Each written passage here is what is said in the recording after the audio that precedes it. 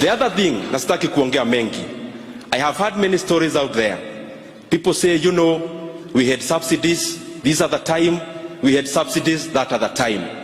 I am the chairman of budget in the National Assembly. And I want to confirm to the Kenyan people, the subsidy you hear that was there, the subsidy in terms of oil, the subsidy in terms of unga, I can confirm even the subsidy of oil is being paid by none other than His Excellency William Ruto and this administration. What we enjoyed then is postponed subsidies.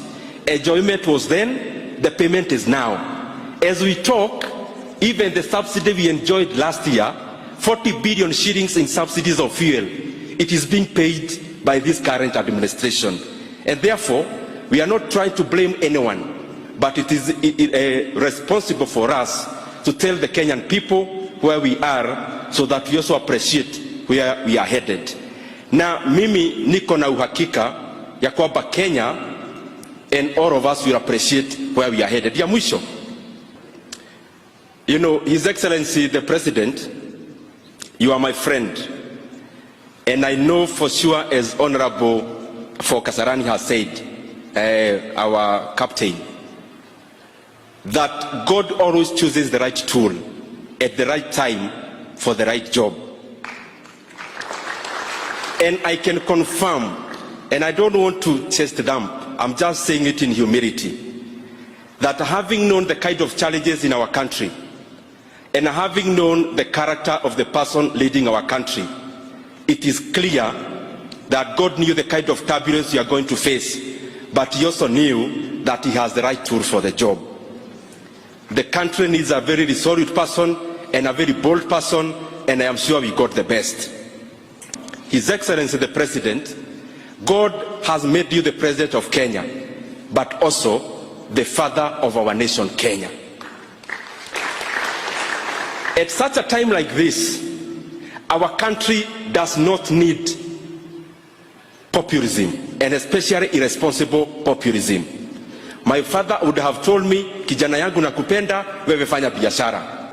But he had a divine role, not just to please me, but to do what is right for my future. Mr. President, you came to a country where our public debt is 9 trillion Kenya shillings.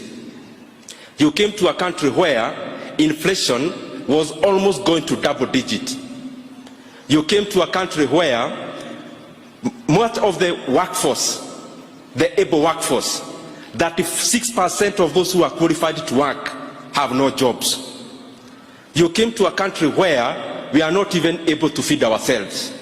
Mr. President, you had a choice to make us continue in bliss and enjoying ourselves in oblivion, or make the hard choice, make us tighten the belts now for us to have long-term stability in the future.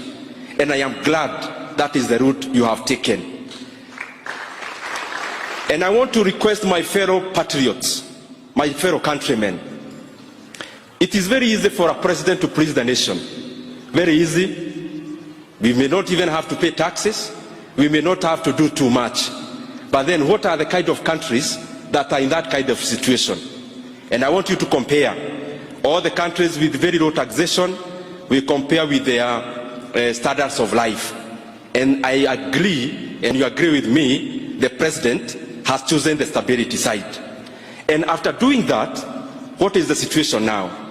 Some of our peers in terms of countries, a country like Turkey, which is part of OECD countries, rich countries, their inflation rate is over 70%. Some of our neighbors here, and I can't mention names, their inflation is above 33%.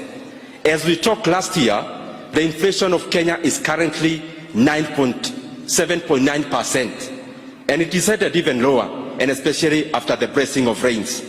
And therefore, Mr. President, may I beseech you as a leader, I know that as a human being I have to be compelled to do my bit, but your obligation is bigger than my wish now, and I plead with you, wewe ukwame hapo kwa future ya Kenya, kwa sababu in a year or two Kenyans will appreciate the reason why we have to tighten our belts.